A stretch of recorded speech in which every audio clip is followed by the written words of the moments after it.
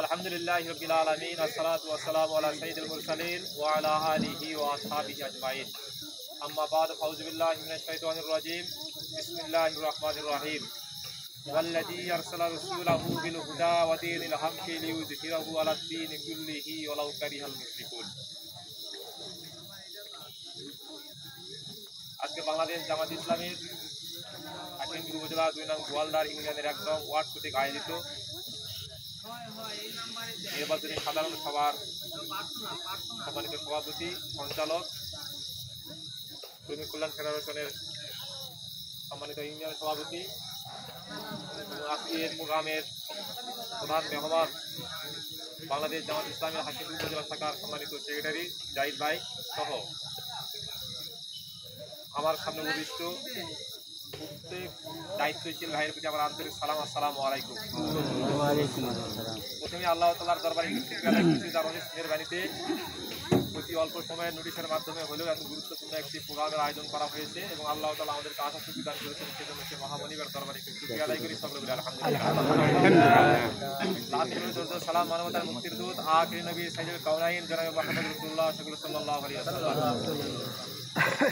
আমি 2-4টি কথা বলার আগে আমি বাড়তি দিয়ে একটি কথা বলতে চাই, সেটি হলো যে আমাদের আজকে সরঞ্জাম গাড়ি থেকেও থাকার কথা আছেন কি আপনার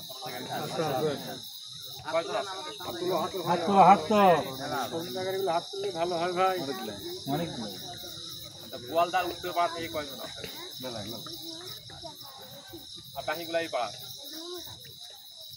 গোয়ালদার উত্তর পাড়া, দক্ষিণ পাড়া এবং সরঞ্জাম গাড়ি নিয়ে কিন্তু একটি ওয়ার্ড এবং একটি ভোট কেন্দ্র, ভোট সেন্টার। জাতীয় নির্বাচন কিন্তু এই ওয়ার্ডটাকে নিয়ে আলাদা করে একটা আলাদা সেন্টার হয়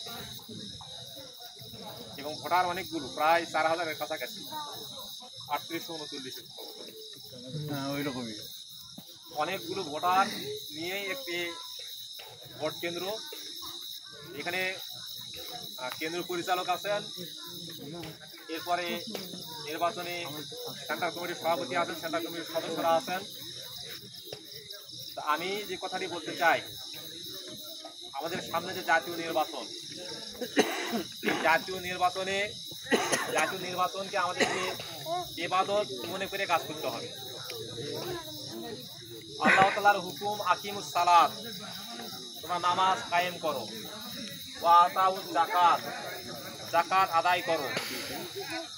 এরপরে কুতিবা আলাইকুমুস সিয়াম, তোমাদের রোজাটাকে ফরজ করে দেওয়া হলো। এরপরে কুতিবা আলাইকুমুল কিতাল, জিহাদকে ফরজ করে দেওয়া হলো। এরপরে আকিমুদ্দিন, ঠিক একই রকম ভাবে আল্লাহ তাআলার জন্য আল্লাহ দিন কায়েম করাকে ফরজ করে দিয়েছেন। এটি আমরের সিগা, যতগুলো আমরের সিগা সম্পর্কিত আয়াত বা শব্দ আছে সবগুলো কি আদেশ, সবগুলি ফরজ। নামাজের কথা যতবার আল্লাহ তাআলা বলেছেন, প্রায় 82 জায়গাতে নামাজ কায়েম করার কথা বলেছেন।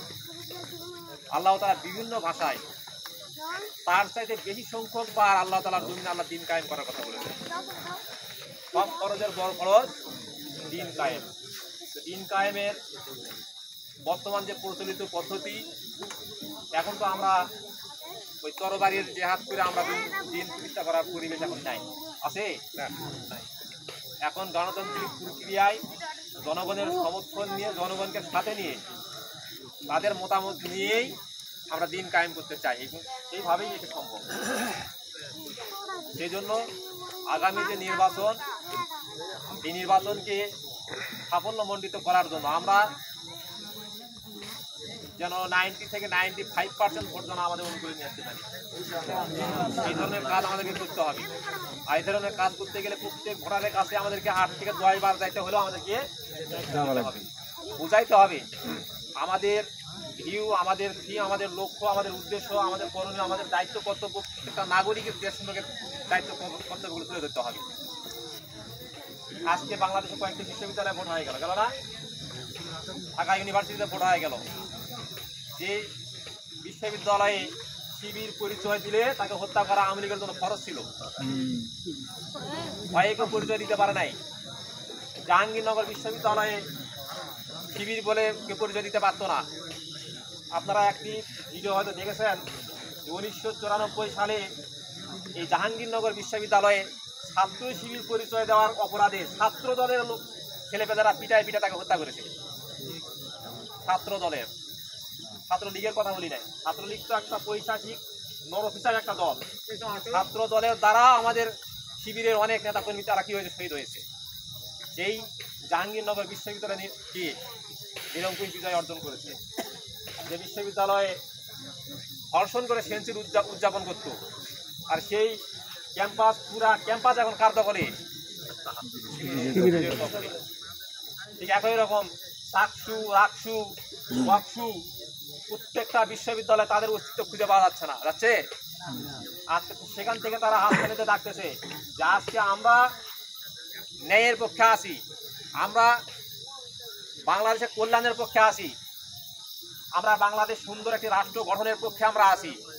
এর আগে যে ফ্যাসিবাদ বাংলাদেশ জুড়ে যারা নৈরাজ্য সৃষ্টি করেছিল, আজকের এই মাস শুধু গুরুত্বপূর্ণ মাস একটি।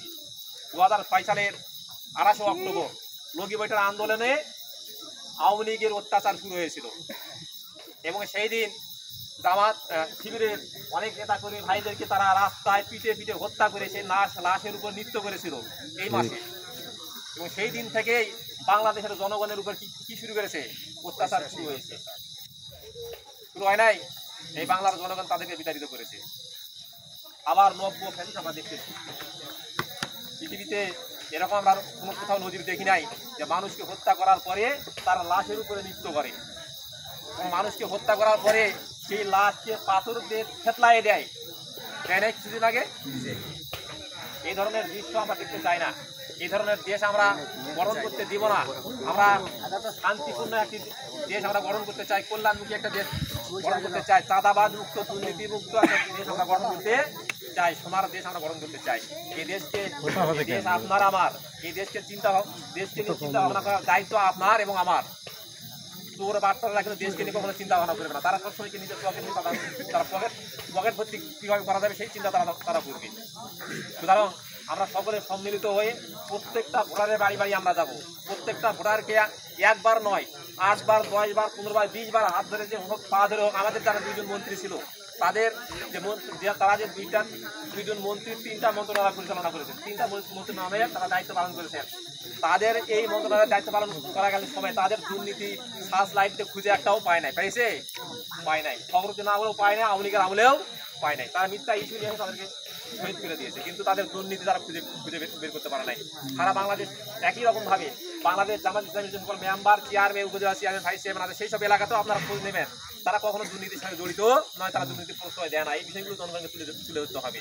আমরা যদি আমাদের হককে কি বুঝে পেতে চাই, আমরা যদি আমাদের অধিকারকে প্রতিষ্ঠা করতে চাই, তাহলে অবশ্যই বাংলাদেশ জামাত ইসলামের বিকল্প কোনো সংগঠন নাই। কারণ আমরা এই বাংলাদেশ জামাত ইসলামের সঙ্গে উৎপ্রোতভাবে যুক্ত হয়ে যে বাংলাদেশ জামাত ইসলামকে যেন আমরা ক্ষমতায় নিয়ে যেতে পারি, এবং পার্লামেন্ট থেকে শুরু করে একটা ওয়ার্ডের মেম্বার পর্যন্ত যেন আমরা প্রতিনিধি আমরা বিজয় অর্জন করতে পারি, বিজয় করাতে পারি, এবং এর মধ্য দিয়ে যেন আমরা আমাদের অধিকার এবং বাংলাদেশের একটা শান্তিপূর্ণ একটি রাষ্ট্র আমরা যেন গঠন করতে পারি, এই কাজ আমাদেরকে করতে হবে। করবো তো ইনশাআল্লাহ?